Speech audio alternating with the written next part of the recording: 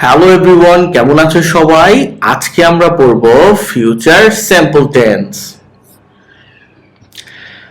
Future simple tense কাকে বলে? যেই কাজ ভবিষ্যতে করা হবে, ভবিষ্যতে করবা, সেটাই হলো ফিউচার সিম্পল টেন্স। যেমন I will go to school tomorrow, আমি আগামীকাল স্কুলে যাব। শি উইল হেল্প মি, সে আমাকে সাহায্য করবে। আমরা কেন ফিউচার সিম্পল টেন্স ব্যবহার করি? ভবিষ্যতের কাজ বোঝাতে, যেমন I will visit my grandmother next week, আমরা পরবর্তী সপ্তাহে আমার দাদিকে দেখতে যাচ্ছি। প্রতিশ্রুতি বা প্রমিস করতে, যে আমি তোমাকে চকলেট খাওয়াবো, অথবা আই উইল হেল্প ইউ, আমি তোমাকে সাহায্য করব। সিদ্ধান্ত নিতে, I will answer the phone, আমি ফোন রিসিভ করব বা অ্যান্সার করব। অনুমান করতে, ইট উইল রেইন টুমরো, আগামীকাল বৃষ্টি হবে। এটা একটা অনুমান, হতে পারে, নাও হতে পারে।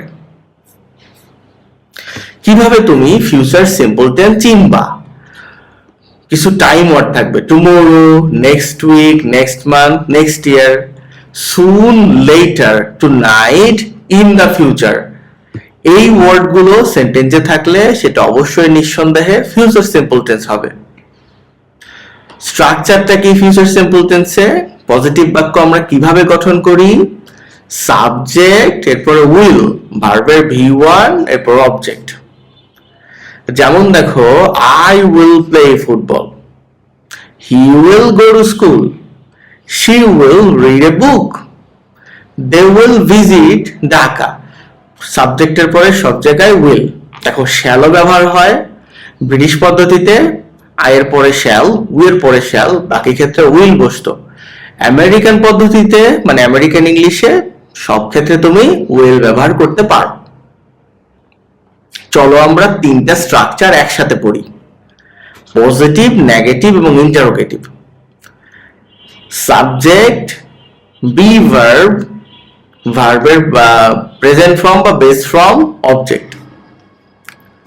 She will read a book, এটাকে তুমি নেগেটিভ করতে চাইলে উইল এর পর একটা নট হবে। ওন্ট মানে হলো সাবজেক্ট, এরপরে উইল নট, ভার্বের V1, object. She won't read a book, won't হলো এই উইল নটের শর্ট ফর্ম।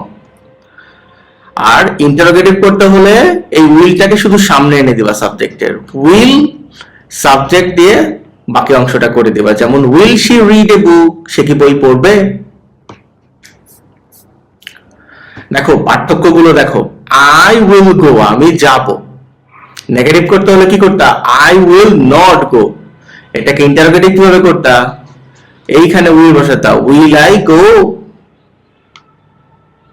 ঠিক একই ভাবে এটা করো, দেখো, হি উইল স্টাডি, সে পড়বে। হি উইল এখানে নট স্টাডি। এটাকে যদি তুমি ইন্টারোগেটিভ করো, কিভাবে করবা? তাহলে উইল হি স্টাডি, সে কি পড়বে? এটা তোমার বাড়ির কাজ রইলো, করে আমাকে অবশ্যই জানাবা কমেন্টে।